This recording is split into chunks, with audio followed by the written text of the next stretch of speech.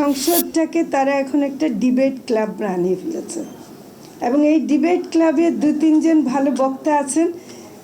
এই আমাদের সরকারি দলে ২১৩টা আসন আর অন্যদের ৭৭টা থাকা সত্ত্বেও তাদের এদিকের বক্তা মনে হয় একটু বেশি আছে, ওদিকে মাত্র ২ জন দেখা যায়।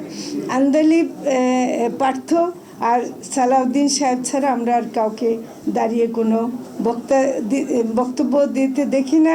অন্যরা খালি রাস্তার দাবি, হাসপাতালের দাবি এগুলো খালি বলেন।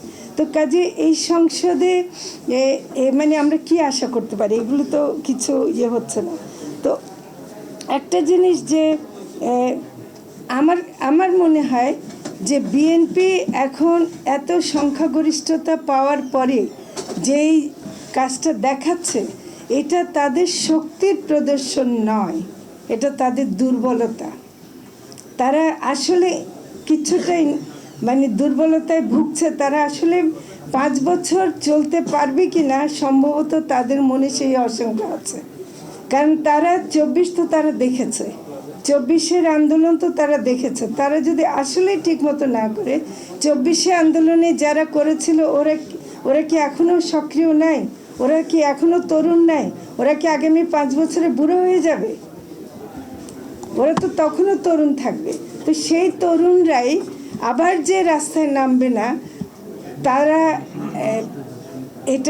তারাও মনে মনে আশঙ্কিত।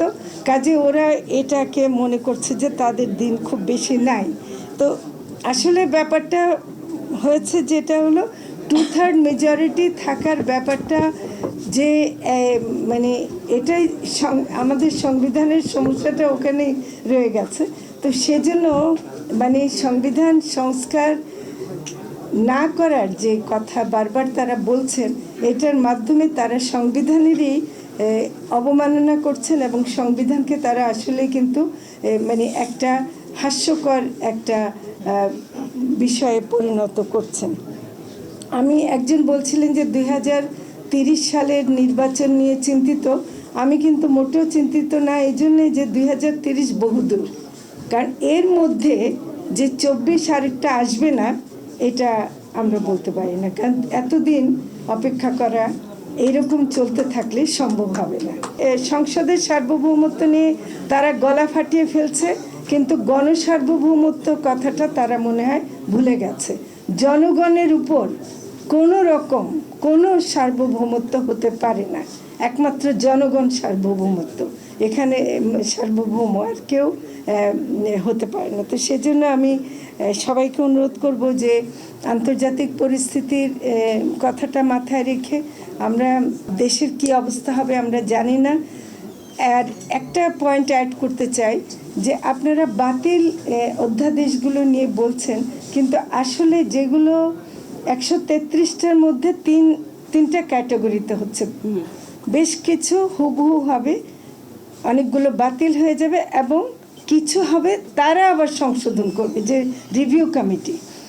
আমি 2টা আইনের কথা বলতে পারি, অধ্যাদেশের কথা বলতে পারি, যেখানে যেই সংশোধনীটা তারা প্রস্তাব করে আবার বিল আকারে আনছেন সেটা হলো কোম্পানির ইন্টারেস্টে।